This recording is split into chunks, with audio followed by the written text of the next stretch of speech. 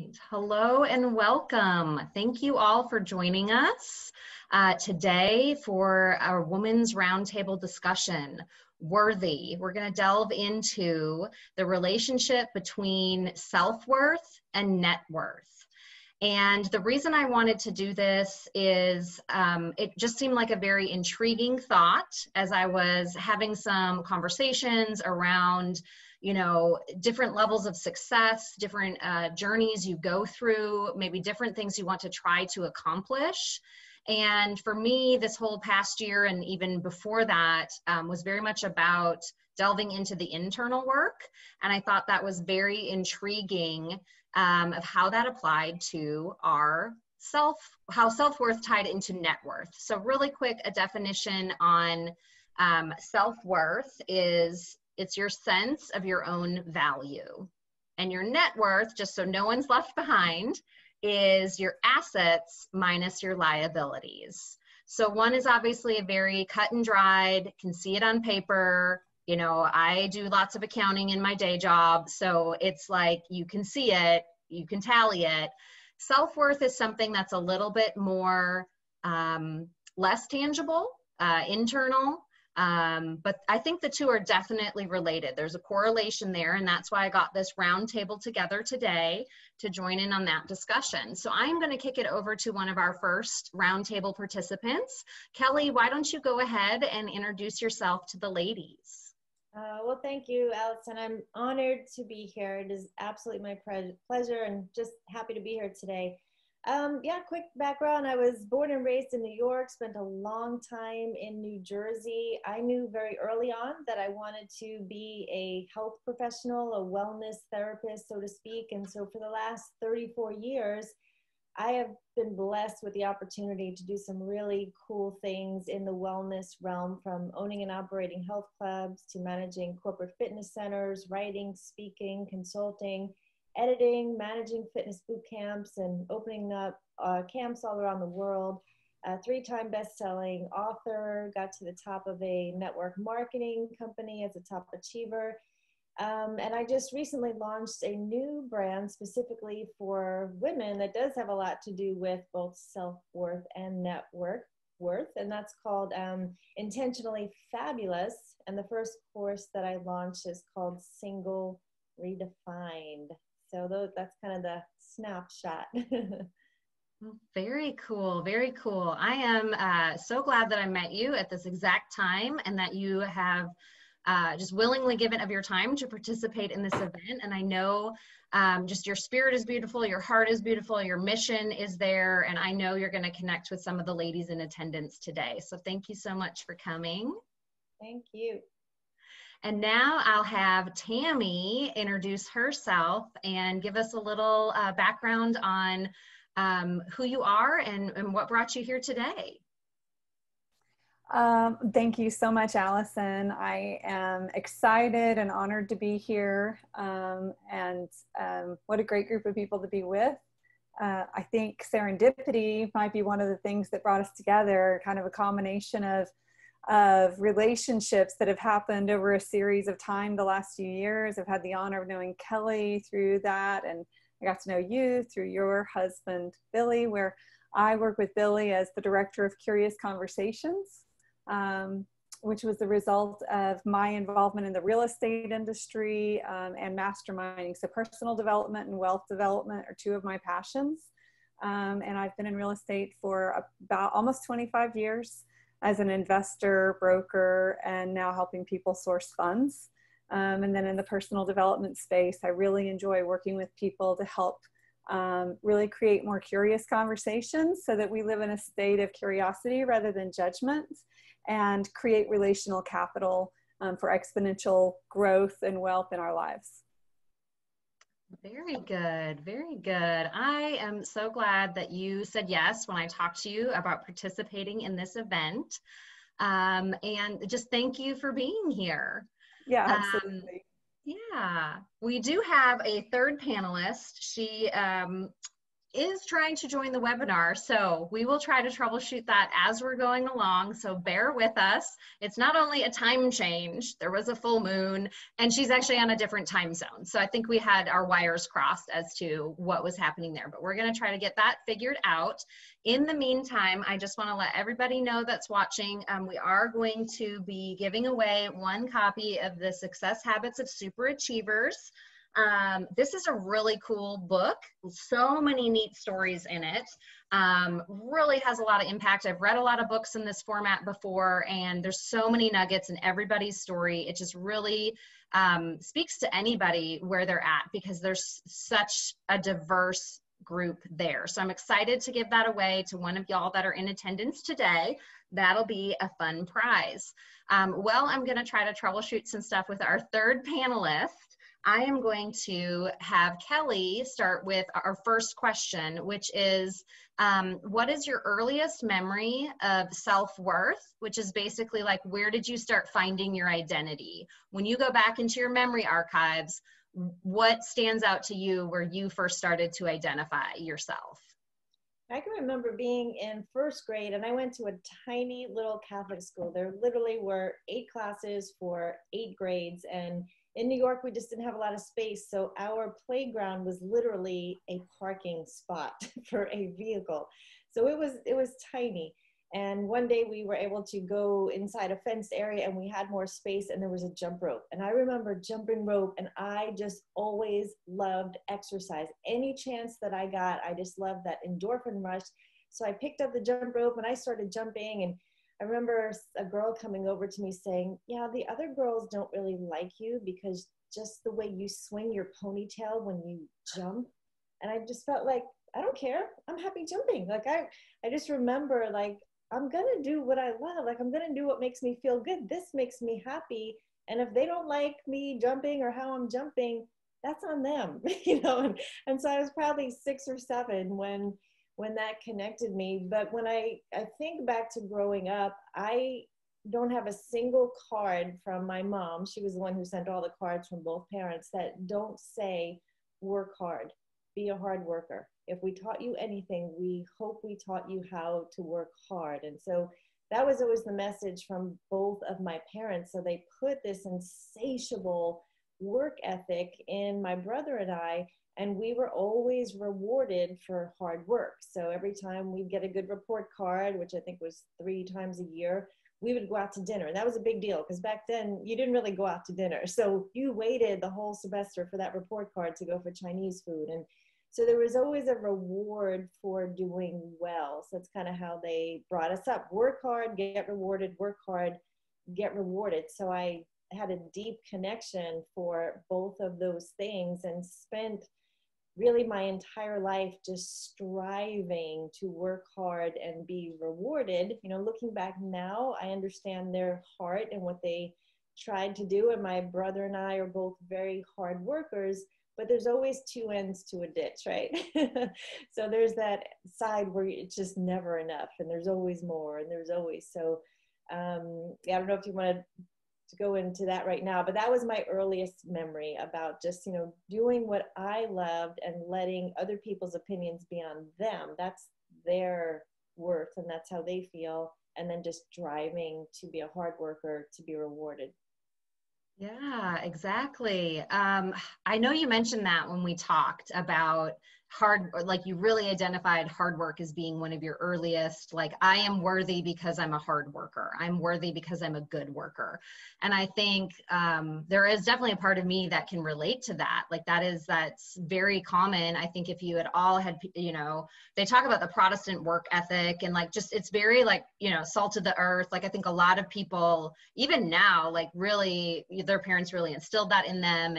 And when do you think there was a little bit of a turning point for you? Or do you still think your default mode is hard work, but then you've done some things to kind of balance that out? Well, I'm way better than I have ever been, for sure. But people would meet me and they would almost say, like, who couldn't you please? Like, what you do is insane. I had 3 college degrees with high honors by the time I was 22. I had accumulated 20 certifications in my industry before I was 35.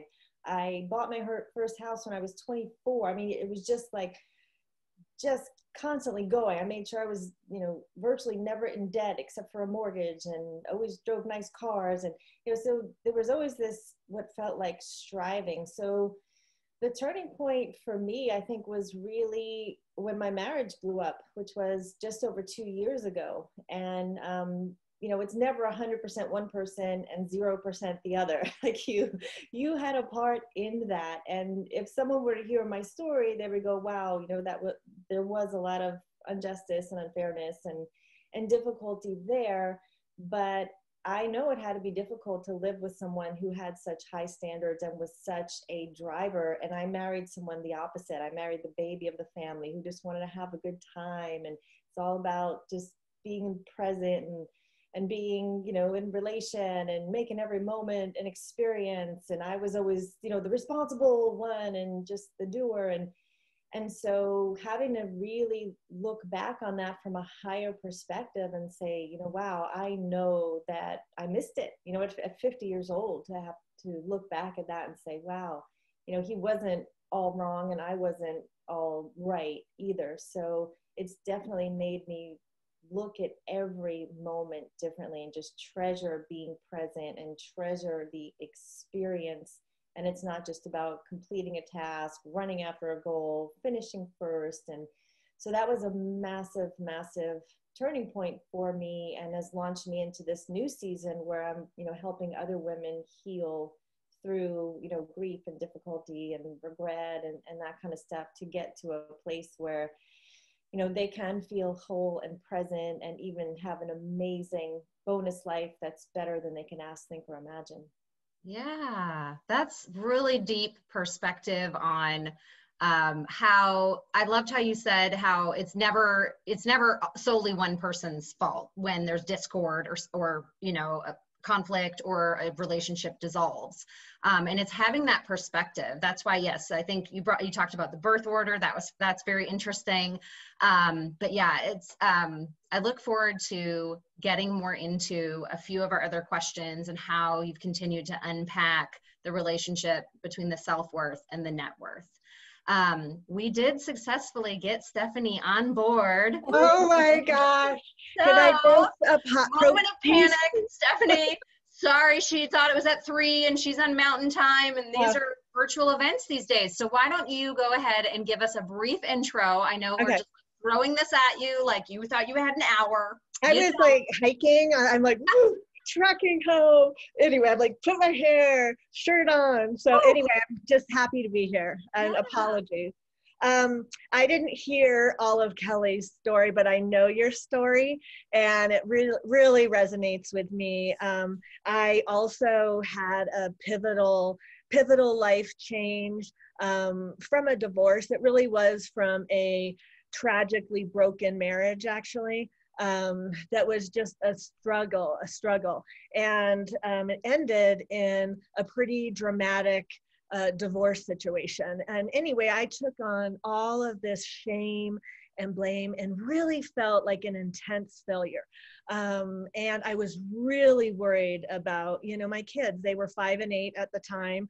And so I went inward, very deep on personal development. What about me? You know, how did I get here? What does this mean? And I was really scared about how my kids, you know, their well-being, how would we function financially, all of these really big fears. And so I just opened myself up to a big journey to learn and grow and figure things out. And I went to, I'm not kidding you, endless hours of therapy, just crying, at books, you know, all the things that you do. I was in many divorce classes, like through my church. So just trying to figure out, kind of like Kelly talks about, well, obviously I have a part to this. And then moreover, what does our life look like? Like, I really love the idea of family and, you know, in the traditional sense, and what does that look like? So I kind of had to rejigger everything. And one of the things that was really scary to me was the financial risk that I felt there was when there's only one person. I have a very good career in product development, but you know, when you have a W-2 type career job, you're dependent on that. So, so as part of my growing and learning, you know, I learned new ways to create income streams so that I wouldn't be dependent on one thing. And so through this, you know, really hard time, I also, you know, I learned resilience and courage, and got into real estate investing, which has changed my family's life. So I want to share that with other women, that there's other options to bring. For me, it was like security and a safety net. For some people, it's freedom and paying for whatever it is for you. You know, I want to share what I know to help people get there faster. Yeah, exactly. Thank you so much. And I know it was like, whew, flew in, like, here we are. So now we'll give you a minute to, but yes, we are here to share that, to talk about the relationship between our self-worth, which is kind of our sense of self, where we find value, where maybe our stories or our family, our personality, our upbringing have been kind of implanted that in us. And then to start looking at how that actually is related to our net worth. And I'm going to switch over to Tammy for our first question, which is, what is your earliest memory of self-worth and where you found a lot of identity? Well, I am the oldest of 6 children, and as we've mentioned, birth order, that definitely has an impact on your personality and your behaviors and habits, especially depending on age gaps and sizes of families. So when I was 5, there were already 4 of us. And my dad was in college and working, my mom was working, and my parents were managing an apartment complex. And so I was very quick to like take charge when the student tenants, because it was student housing, when they would come by with a need, want an application, need to pay rent, need a receipt, you know, just whatever needed to be done.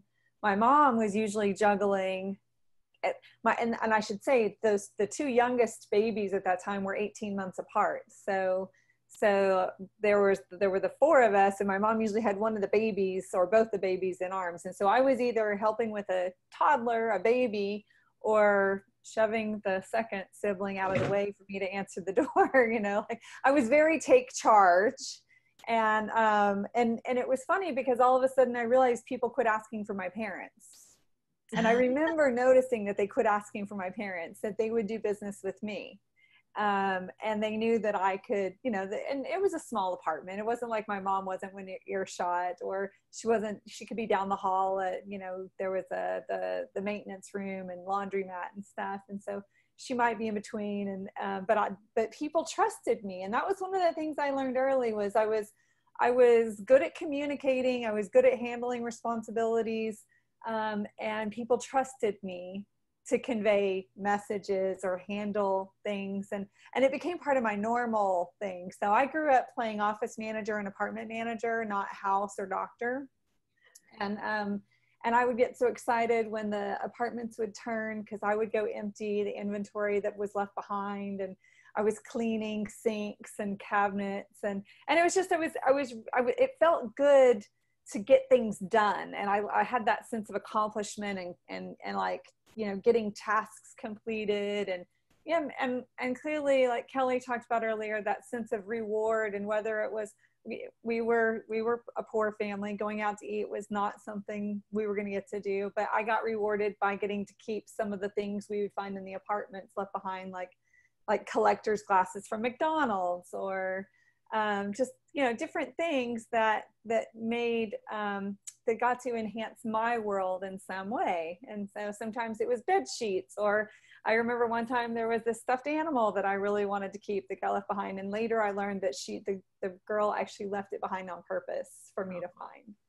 And so, yeah, so those, you know, and I think that our sense of, you know, worth shifts throughout time, because I think we have experiences where all of a sudden we've gone from feeling good and accomplishment. You know, you asked us what our earliest memories were, but I think we also, like, I can think of recent memories, not that I'm going to go into them, but I just want the people listening to realize, like, just because all of us have had some, you know, great experiences and journeys in our life, we have also had moments in time where we didn't have that self-worth and where we had to re-identify who we are, where we are. And our journey takes us on a path of shift and change, and the people who are in it and our peace and comfort with ourselves shift. So it's not a one and done. And because I know there's going to be people out there like, oh, well, gosh, they figured this out by age 5, 6, 7, you know. I just want to assure them we did not. But we are blessed to have communities to grow with and communicate with, and I know Kelly and I both have gone through some of our own significant growth and identification of self-worth, and you know, just in recent couple of years, you know, so and I think all of us do, but I just wanted to throw that out there for people watching. Oh, perfect. No, I think exactly that. It's not a one and done. It's not like, oh, you figure it out when you're 5 or 6 or 17 or whatever, because you're right, your life evolves.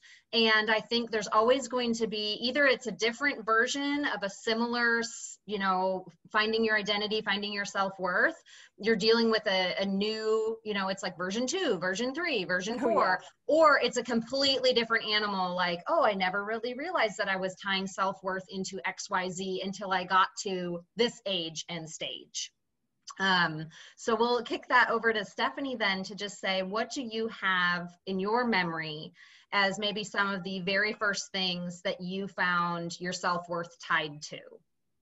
You know, I also was an eldest child, and I very much felt that my self-worth, AKA love from my parents, teachers, whomever, what came from how I performed. So and that what that translated for me was, you know, be a good girl, don't rock the boat, excel, you know, do perform and do good things. And that is great in many ways, right? I became independent.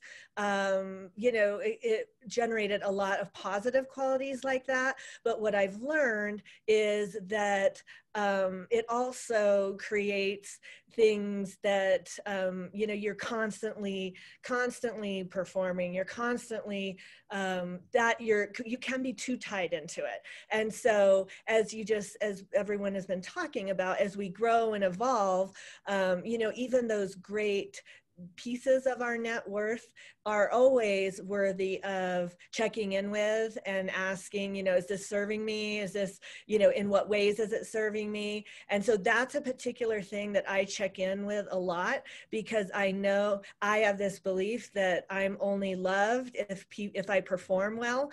And, you know, really we're loved because of who we are and how we show up. And so I just wanted to point out kind of the yin and yang of self-worth. Like, as we grow up and when we get feedback, we learn from that, and we want to make sure we're taking the good pieces and, you know, learning from the other parts.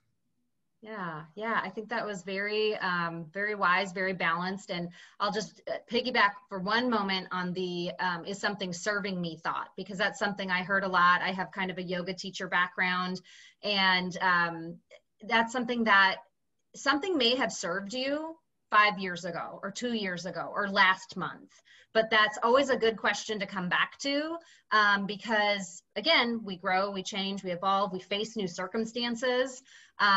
Just because something served you, you know, 5 years ago or 5 months ago doesn't mean it's going to, you know, need to keep being around. So that's very appropriate that you brought that up. Okay, I'm gonna go back to Kelly with our next question, which is, Do you have a definite memory? It can be recently or it could be from your childhood of when you gave yourself permission to level up, or a time when a switch flipped for you, kind of as it relates to what we're all talking about here today, the self-worth and pursuing success and increasing your net worth. Yeah, it's a great question. Thank you. We all want unconditional love. I mean, that's what every single person on the planet wants, and we are going to figure out a way to get it. And so there's a lot of commonalities that the three of us are all firstborn, and that firstborn is usually the good girl or the good boy, because they realize when they're good and their mommy's helper, that that's how they get the attention and the love. Another person might be the best student, the best musician, the best like the best at something. And when they perform, then they get all the attention. And someone else is going to be maybe the sick one. And they know that when they get sick, the whole house stops, all eyes go on them, everyone be quiet, and it's all about them. And usually the youngest is going to be the rebel because, you know, everything else gets taken. And so everyone's just kind of jockeying to figure out, how can I be unconditionally loved? And we do need to get to a place where we give permission. And you asked when. It is every day. I have to be conscious about giving myself permission. Last night at midnight, I gave myself a deadline to finish some content creation and have it completely submitted in the software. And it was at midnight last night that I did it. And I said, if you do that, then on Sunday, other than this, you're not going to go in your office. You're going to go for a bike ride. You're going to walk the dog. You're going to sit by the lake. But I had to get that work done. I could have done it Monday. I could have, you know, done it later. It was no one's deadline but my own. So I still today have to give myself permission and be okay. And because I was such a striver, it was a shift for me. It was kind of difficult. And Sundays were always a big family day. And so when I first got divorced, Sundays were hard, you know, and I would just sit and cry because I was ripped out of my world as I knew it. And I needed to be able to sit with myself on a Sunday and be okay being alone, not lonely, but alone. And there was definitely a difference. And you finally get to a point where you do stop crying and you do stop comparing. And in that silence, you know, in that alone time, in that pressing in, is where you really get to know yourself, where you really can open yourself up to get into gratitude and to receive, be a good receiver. Because I spent most of my life planting seeds that I have yet to harvest because I'm always looking at the next thing I have to do and the next seed I have to plant. And so it has been beautiful to give myself permission. And it wasn't like I didn't have invitations all the time. Friends calling me, never giving up on me. Kelly, come to the lake. Kelly, go. You know, and I've done some amazing things in my life, traveling the world, but I still wasn't fully present and enjoying it. I was worried about, do we have the diaper bag? Does someone have the camera? Did we get pictures? I was always looking, you know, at the future and not being present. So now it's a work in progress, but I am more present than I have ever been. It is fun. I am loving it. I am excited about it. And it's such a better way to live. You know, our time here is so short, and I'm excited about the rest of my life being the best of my life. But being present, that's where the magic happens. That's where you grow and learn and really become. That answered your question. Yes, I loved, one of the things you said was giving yourself permission to receive. I loved that. And talking about you needed to do that so you could actually receive some harvest on seeds you had planted. And I thought that was really, really insightful, because if anybody is, you know, listening to this and they're like, I can relate to being the doer, being the striver, being the, you know, as women, we tend to be very task oriented and just mindful of, like you said, do we have the diaper bag? Do we have this? Do we have that? Did we? And yeah, it's just give yourself permission to receive, or more aptly, be present, you know, slow down. If this year has kind of taught me anything, it's that nothing is guaranteed. So it's continually reinforced that life is short. That's good stuff. I am so thankful that you shared that.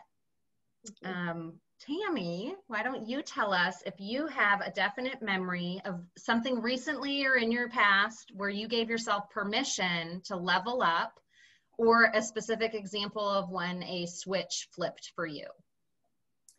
Yeah, I'll go through a couple real quickly because they were both significant. But one was even though I was an oldest and took charge and got things done, I was also very much a shy person and an introvert in public places outside of my inner circle.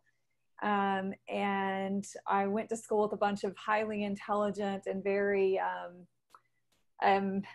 opinionated, expressive people. So for me, I found it easier to just kind of hold the wall up. I was a good wallflower. And I was living in Denmark as an exchange student when I was 17. And my best friend there, his dad one day said, "Why aren't you more engaged? Why are you just sitting on the sidelines all the time?"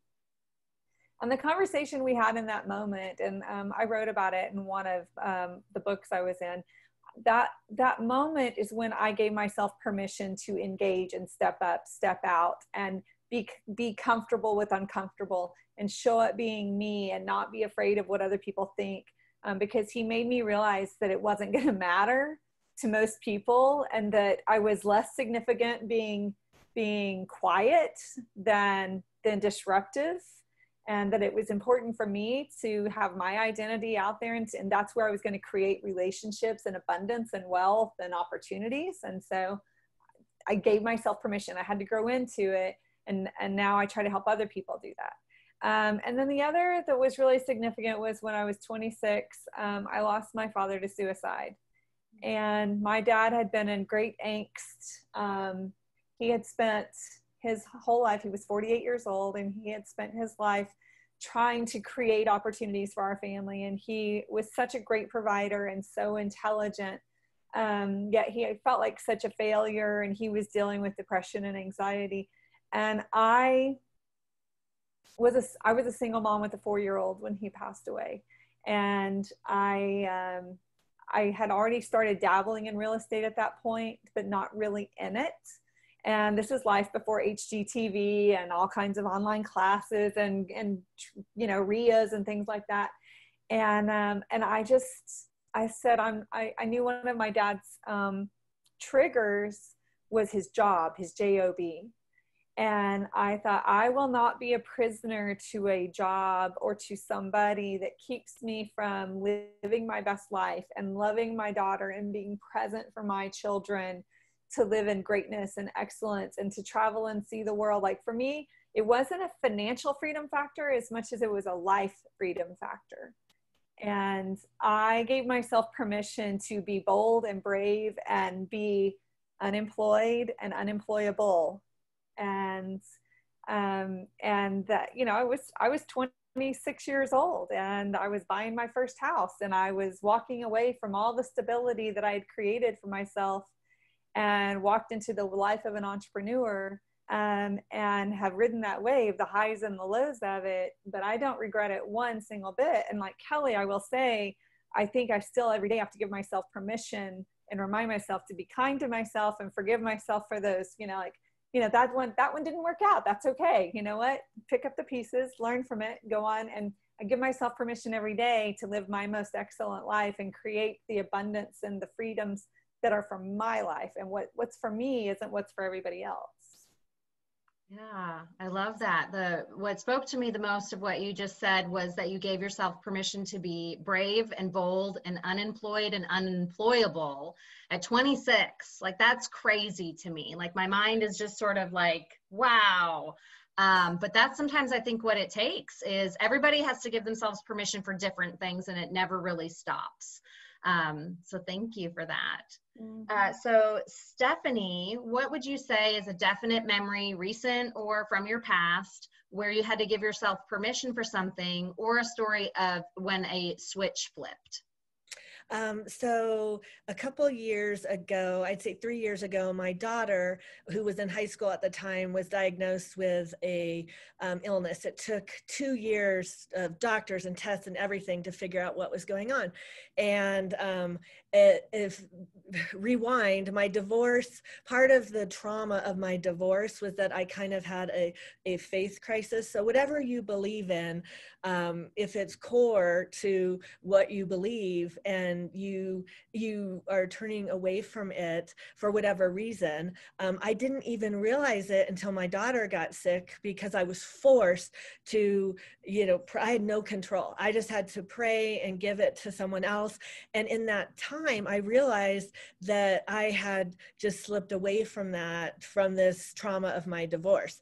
And so at that moment, I had to give myself kind of emotional permission to let go of all of that trauma, to forgive myself for all the things that I thought, were my part of the situation, and all of what I considered now lost years, so to speak. And so part of that permission became when my first story about my divorce, my new focus was take care of kids at all costs. Boom, that's it, whatever it takes. Well, now I've got a daughter in a health crisis, and hopefully I will be an empty nester here coming soon. Like, now what does my life look like? So I had to kind of give myself permission to be proud of everything I had done up to that moment, and also, be opened up to what the future might bring. And I think we, like everyone has said, we have to give ourselves the self-compassion, the self-love, the self-care, the permission every day, so that we can show up to be our best selves. Yeah, I think that's something, I loved that as the event was kind of unfolding, I came up with, well, we'll talk about worthy, because it's about self-worth, net worth, that's play on words. But what you said about give yourself permission for self-love, self-compassion, I think sometimes not even realizing it, we either don't think that's a priority, we don't have time for that, somewhere in the root of that, we're not thinking we're worthy of that space, of that permission, of that compassion and self-love. So that was very, very meaningful. That's what stood out to me of what you just shared there. So thank you.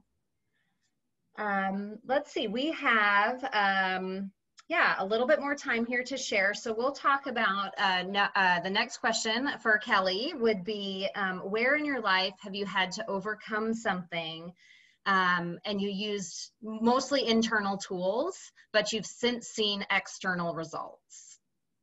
Yeah, great question. Going back to one of the biggest turning points being my divorce, I mean, you feel like a hurricane came through and just blew up your life and left a gaping hole in your chest. That's how it feels when, for me, it was a shock.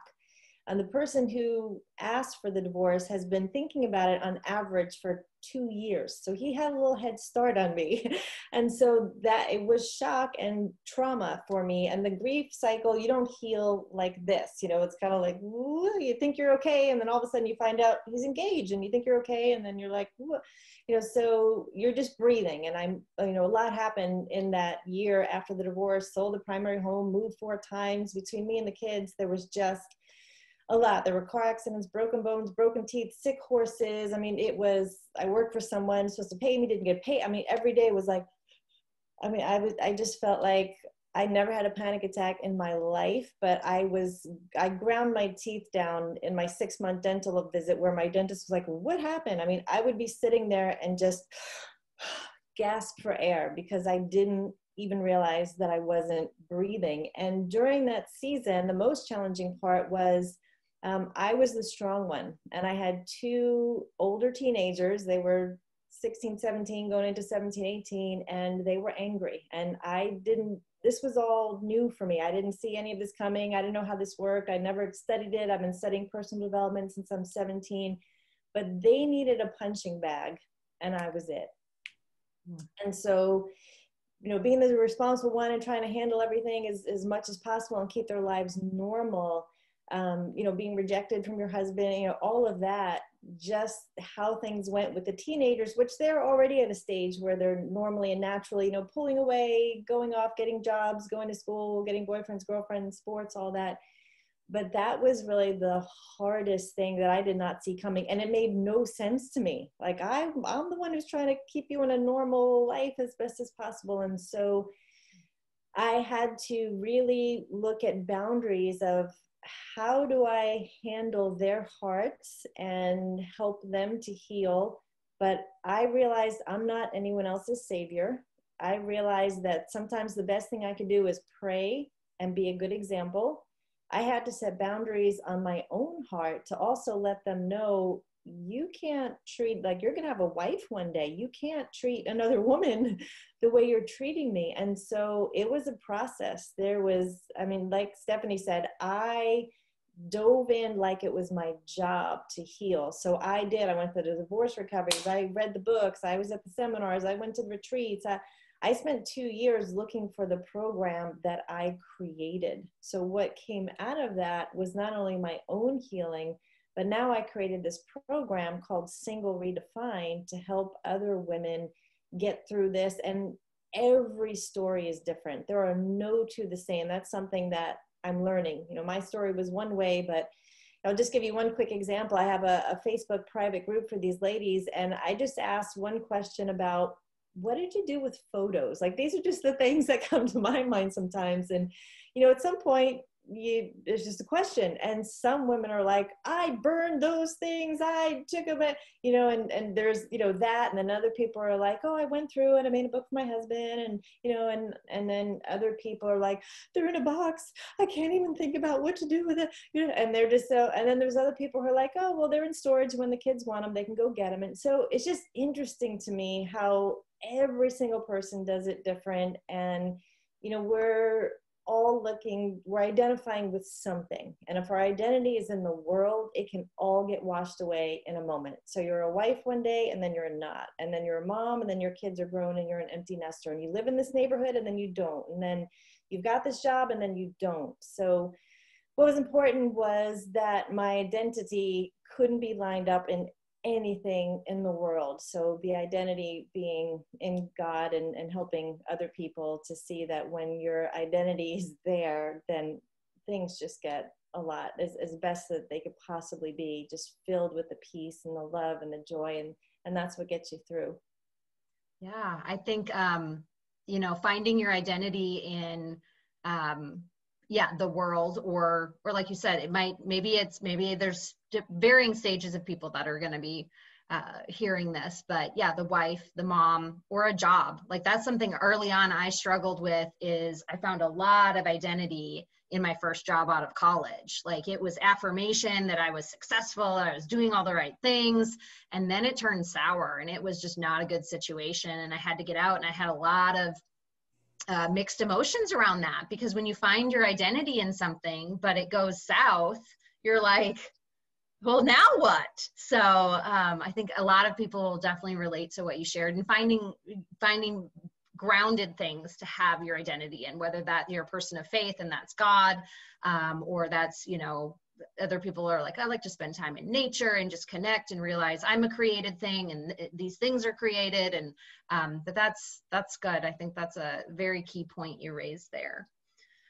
So Tammy, why don't you tell us something that you had to overcome that was mainly internal, but you've since seen external rewards? I won't go into the details, but like many people, I had endured different types of abuses in my life, and some were physical and some were emotional. And I think that I was really in a state of struggle in my teenage years, dealing with some of it. And I saw somebody speaking on TV, and they talked about some things. And as they were talking, I realized I'm not alone. I'm not the only person to go through this. And again, this is life before the internet. So there was no social media for me to, you know, go join a group or, you know, have a community to share with. I was very private about it. And it's not as if these things end in your teenage years, regardless of boundaries you set. You're still going to have encounters, whether it's with employers or family members or random strangers, whatever it is. But what I remember being 16, 17 years old, and I adopted a philosophy that I may be victimized in a moment. However, I will not live as a victim. I will live victoriously. And anytime I'm in a situation that I feel I'm being victimized in some way, any bits of victimization, I don't take on a victim mentality. I take on an accountable mentality. And I've just decided that, okay, you know, for whatever reason, I need to go through this, but how I deal with it is up to me. And that whatever that person is putting on me, they have their own pain and problems and brokenness to deal with. They don't have to make me more broken, right? I have my own brokenness, and broken is beautiful too. Like, broken is beautiful when you heal it, right? And so, but I've watched, even the tragedy I went through with my dad, I've watched the manifestation of me serving others, saving other people's lives, creating other abundant, beautiful things financially and emotionally in my own life and for other people.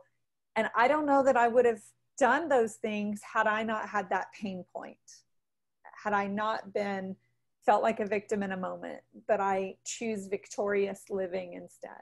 So.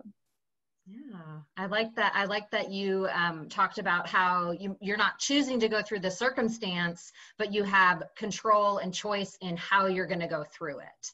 And that's where so much power is. And that's what I think can be super helpful for a lot of people, is you always have a choice in how you're going to respond when things come at you. And also acknowledging that when people are presenting themselves or treating you a certain way or whatever, like, they're going through stuff we maybe don't understand, that's actually on them. It really, very little of the time has anything to do with us. And that can be so tricky to remember in the moment. So thank you for that. Yeah, absolutely. Stephanie, if you would like to share, give me an example of something you have overcome that was mainly internal, but you've since seen external rewards.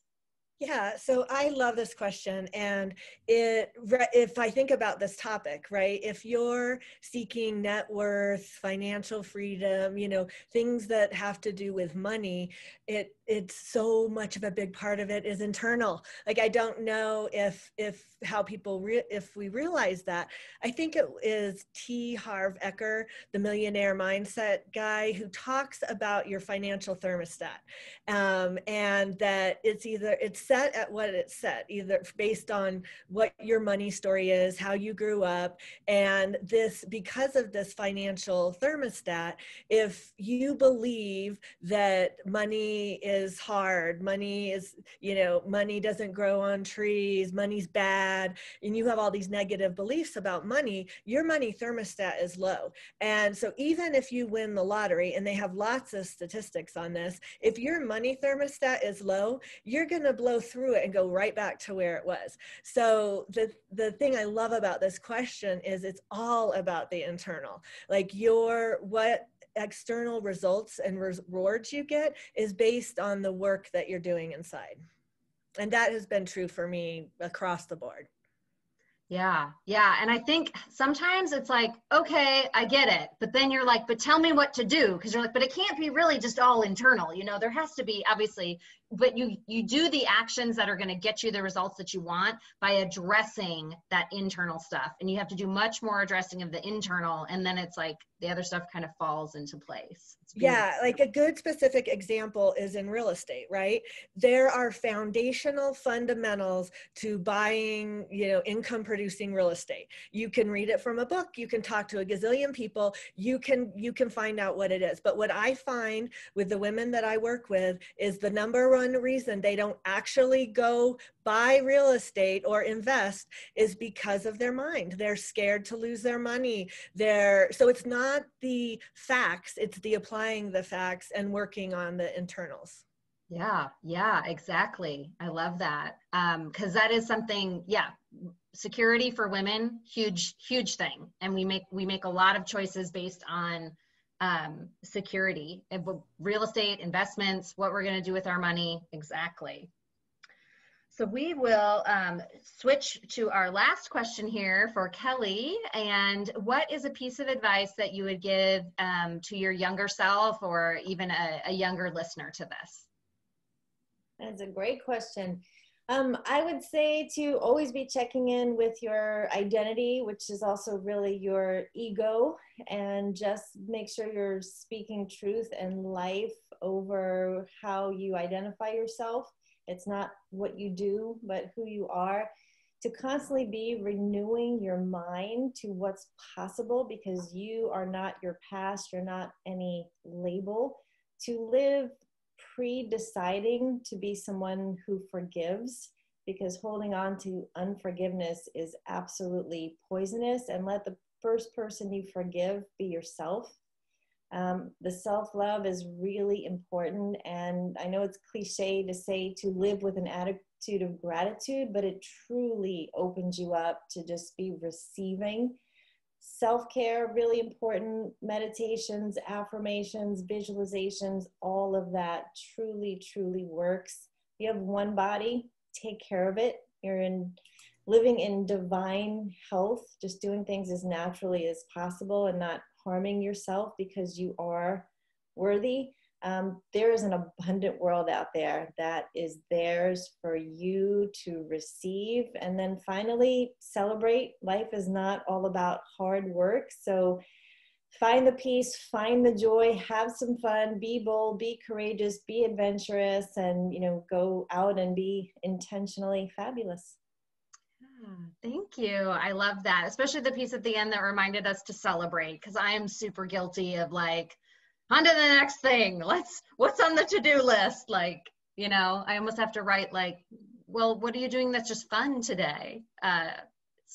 It's a good challenge to remind people to find the joy, find the celebration, especially because I think it's been an odd year. So yeah.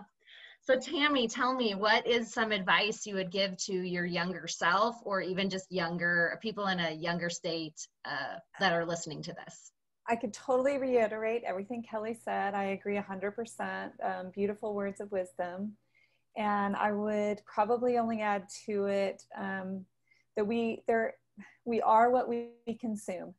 It's very important to realize, and when I say that, that's what we consume spiritually, nutritionally, physically, emotionally. And so I tell people all the time, the difference between who you are right now and who you'll be in 5 years is the people you meet, the conversations you have, and the actions you take. And so be mindful and intentional in that, and don't be afraid to realize the difference between who is wise counsel and who is an opinion, who is a friend, and who pretends to be a friend. There's gold and there's gold plated. There's sugar and salt, right? And it can sometimes all look the same. So it doesn't mean you have to remove people, but sometimes you have to draw boundaries, and it's okay to do that and give yourself permission. This is really big, I think, is to remember that habits outperform desire. So you can want for something, but your habits are your habits and your actions are what are going to make it actually be achievable. And then one of the things that changed my life was years and years ago, I went to a goal setting workshop about this time of year, actually, for the following year. And my biggest aha was to time block my big rocks, my non-negotiables.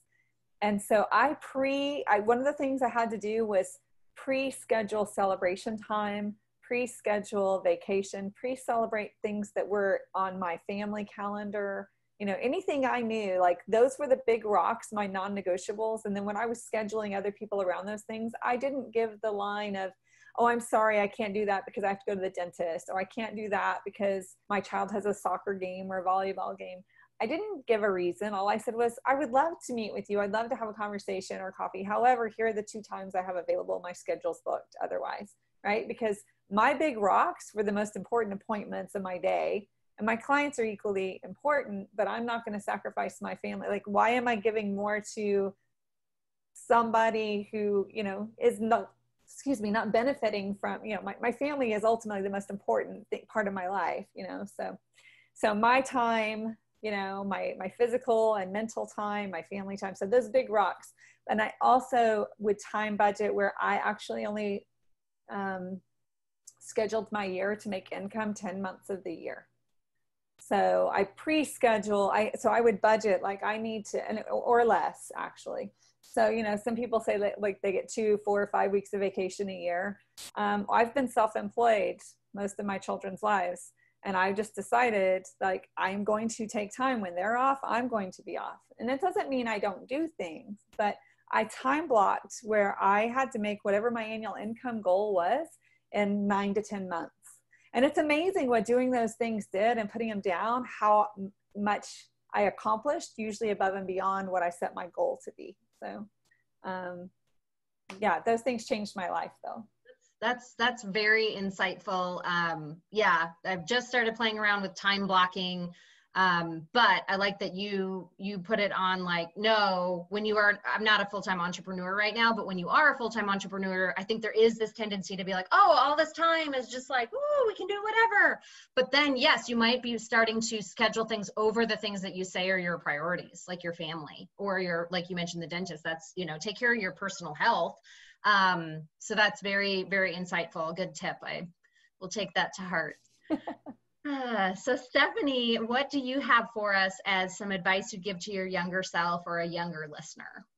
Well, all of that is fantastic, of course. And on that note, just following up on what Tammy said for a minute, Stephen Covey has a great book called First Things First, which talks about actually how you decide your big rocks and how you do that. An old book, but wow, what it really, really might help someone if they resonate with the ideas Tammy talked about.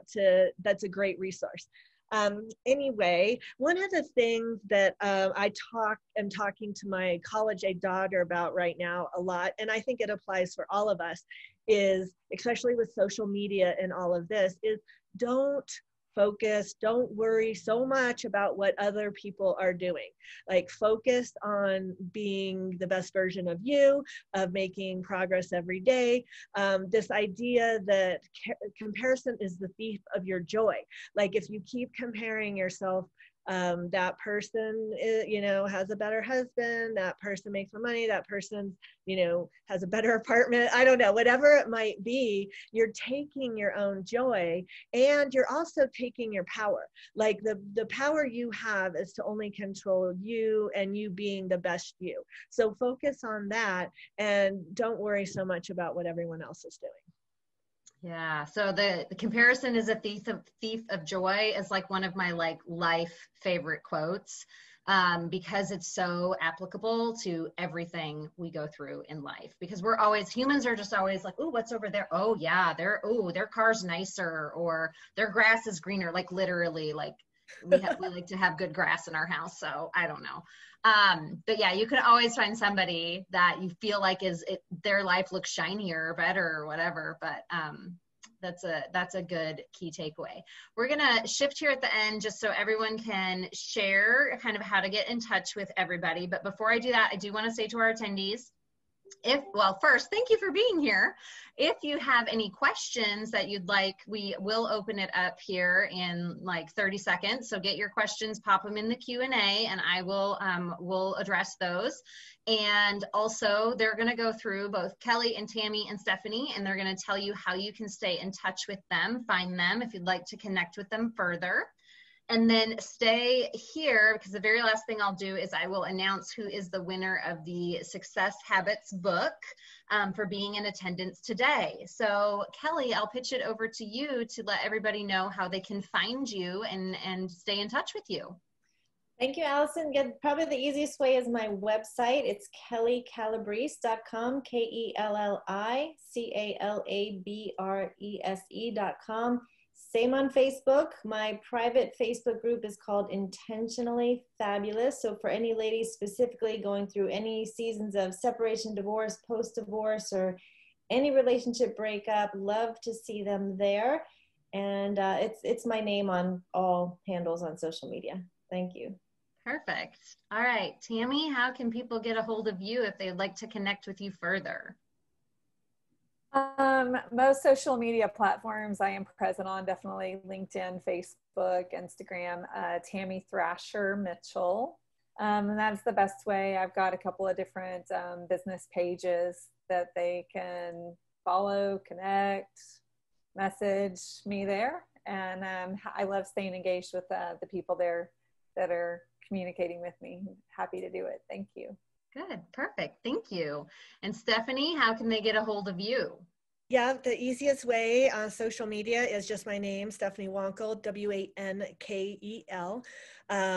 I also have several websites around real estate investing, and a Frenzy to Financial Freedom podcast where my co-host Kristen and I talk to amazing women entrepreneurs like yourselves and investors about just sharing their stories. And it's been really inspirational for me personally to hear, when you hear other people's stories of how regular women like us are doing amazing things, I feel like you can think that you can do them too. So that's what it does for me, hearing all these amazing women. So tune in if that's something you're interested in.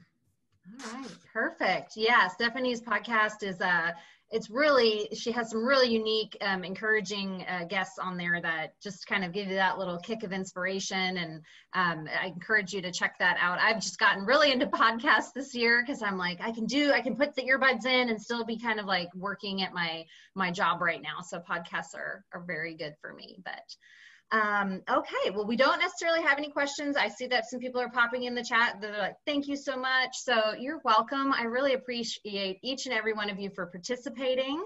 We're getting ready to end here. I am going to say that for the raffle of the participants, let's see. Yes, we did do that. So we're going to announce the winner here. And that is going to be Hannah Fernandez. You have won the book. So if you want to just stay on, stay on the line for me when we end this webinar, I will make sure that I get how best to get that to you. And I thank everyone for being here, including all of my fabulous panelists. And I hope you all continue to have a great Sunday. There will be a recording of this available, and I hope you all enjoy it. So thank you, and have a great rest of your day. Thank you, Allison. Thank you. Allison. Thanks so much.